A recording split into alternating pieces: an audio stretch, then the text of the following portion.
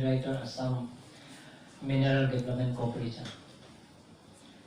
আমি প্ৰথমে mines and মিনাৰেলৰ মিটিঙত ডিছকাছ কৰিম ইয়াৰ পিছত এইটো আমি এছঅ'পিটি এতিয়া হৈ গ'ল কিন্তু আগত যিটো ডিছকাশ্যন হয় কিন্তু আমাৰ তেখেতক আমাৰ বাইদেউ নন্দিতা বাইদেউক ধন্যবাদ দিব লাগে।